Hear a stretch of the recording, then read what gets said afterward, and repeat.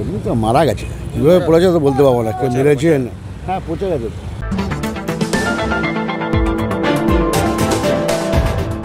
একটা মৃতদেহ পাওয়া গেছে, আমরা এটা তুলে মৃতদেহটি পোস্টমর্টমে পাঠালাম।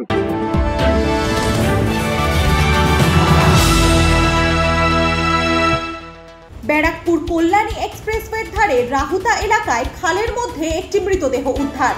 পচা গলা অবস্থায় থাকা ওই ব্যক্তির পরিচয় এখনো অজানা। পুলিশ মৃতদেহটি ময়না তদন্তের জন্য পাঠিয়েছে এবং তদন্ত শুরু করেছে।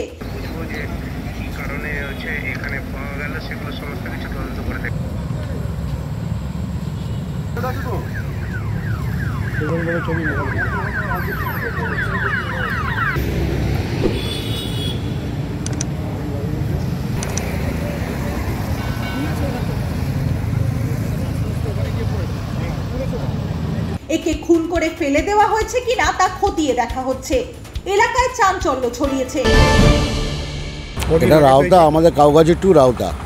আসলাম, দেখলাম একটা বডি পড়ে আছে, পোলের তলায় পড়ে আছে। এই তো পোলের তলায় আছে।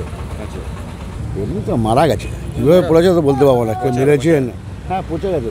উল্লেখ্য, সম্প্রতি একই এলাকায় আরও একটি রহস্যময় মৃতদেহ উদ্ধার হয়েছিল। তৃণমূল কর্মী হীরা কুরেশি। পুলিশের বক্তব্য, তদন্ত চলছে। সত্যিটা সামনে আসা মাত্রই বিস্তারিত জানানো হবে।